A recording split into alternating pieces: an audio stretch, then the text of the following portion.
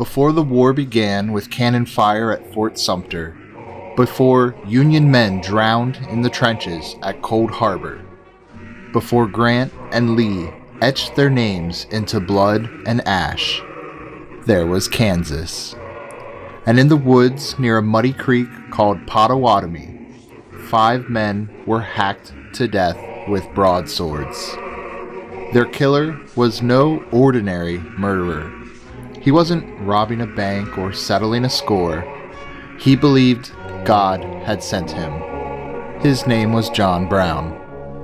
And on that night, in May 1856, the American Civil War quietly began. Not with a bang, but with a scream.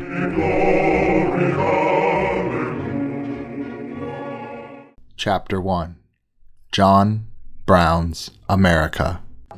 John Brown was born in the chill of a Connecticut winter in 1800, the same year the capital moved to Washington, D.C.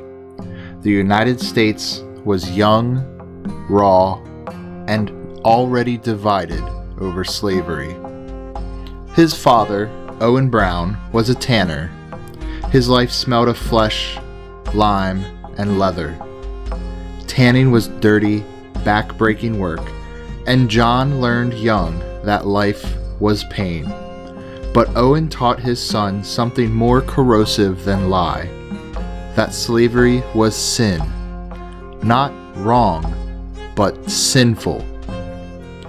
John was raised on the Bible, and not the nice parts.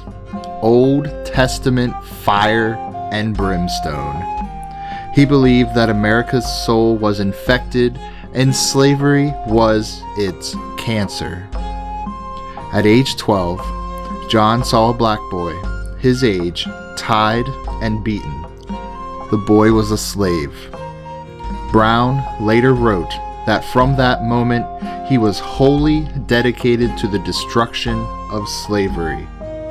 Not to its containment, not to polite political debate, its destruction. Chapter 2. A Man Set Apart. Brown was a failure by every conventional standard. He married twice, fathered 20 children, buried 9. He started businesses that collapsed, farms that failed. He drifted from Ohio to Pennsylvania to Massachusetts like a man out of time, always seeking something. He tried to help escaped slaves in Hudson, Ohio. He helped found an integrated school. But he was never content with charity. Brown believed that slavery could not be reasoned with. It had to be confronted, like Pharaoh in Exodus. He became increasingly apocalyptic. He claimed to receive signs from God. He spoke often of the righteous sword. His children followed him, some willingly, others out of fear. He preached fire, lived in poverty, and gathered weapons. By the early 1850s, he was no longer just an abolitionist. He was a warrior. Chapter 3. Bleeding Kansas. In 1854, Congress lit the fuse. The Kansas-Nebraska Act allowed new territories to vote on whether to allow slavery. This popular sovereignty sounded democratic, but it was a death sentence. Missouri slaveholders rushed into Kansas with guns and ballots. They stuffed boxes, burned homes, and threatened abolitionist settlers. These were the border ruffians, backed by Southern cash and political silence.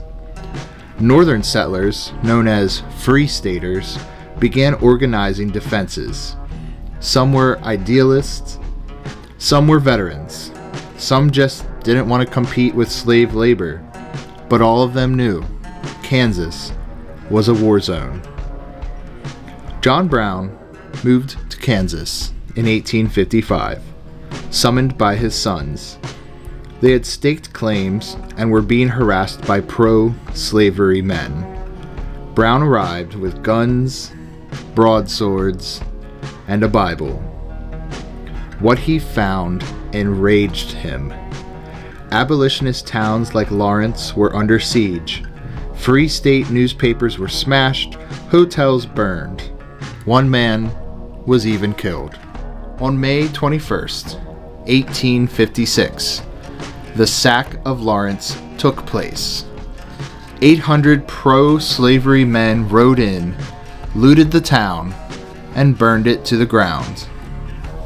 No arrests, no justice, just silence from Washington. John Brown believed God had waited long enough.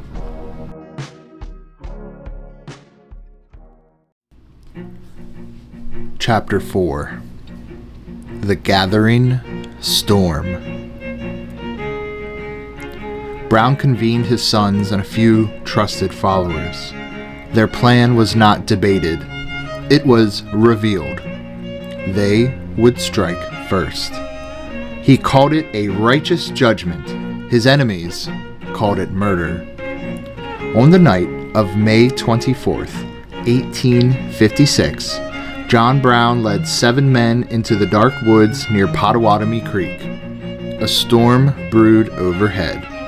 They walked by torchlight, broadswords hidden under coats, pistols tucked into belts.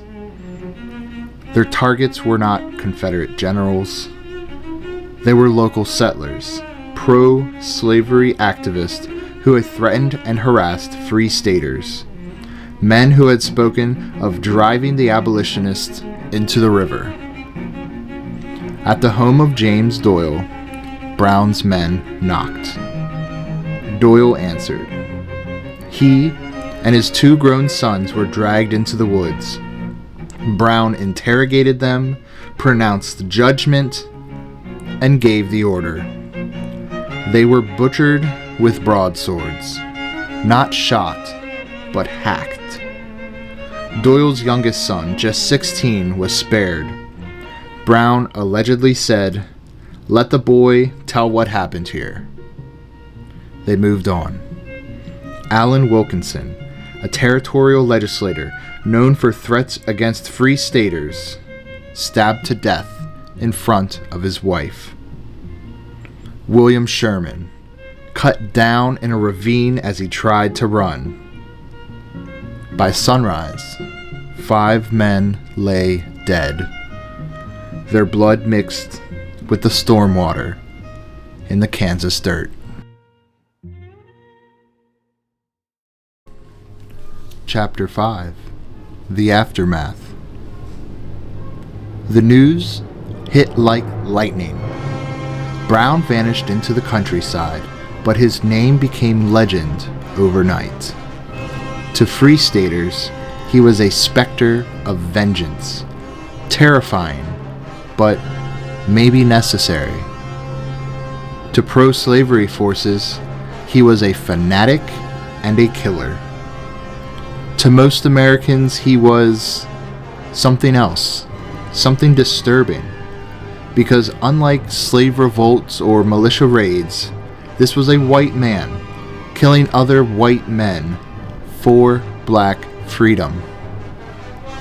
Frederick Douglass described the massacre as a terrible remedy for a terrible malady. The South was horrified. Newspapers declared him a terrorist, a monster, and maybe he was. But unlike other killers, he didn't hide from the label. He embraced it. And that's what terrified people. Brown would go underground for 3 more years. Then he would resurface at Harper's Ferry with a plan to ignite slave revolts from the mountains of Virginia. But that's another firestorm. Chapter 6. Was he right? So, who was John Brown? A terrorist? He killed civilians at night with blades. That meets the very definition. A madman? He spoke with God, rejected law, and demanded blood. A prophet? He saw something most Americans refuse to see, that slavery would not end with speeches and votes. It would end with war. Frederick Douglass, again said of Brown, if John Brown did not end the war that ended slavery, he did at least begin the war that ended slavery. Abraham Lincoln distanced himself from Brown. Yet by 1863, Lincoln signed the Emancipation Proclamation. By 1865, slavery was gone. But it wasn't reason that killed it. It was violence. And John Brown was the first man to admit it. The war didn't begin at Fort Sumter. It began in a Kansas clearing, where a man with a Bible in one hand and a sword in the other whispered to the wind, "No more." We remember Lincoln. We remember Grant. But it was John Brown who proved that sometimes evil doesn't listen to words. Sometimes it only listens to steel.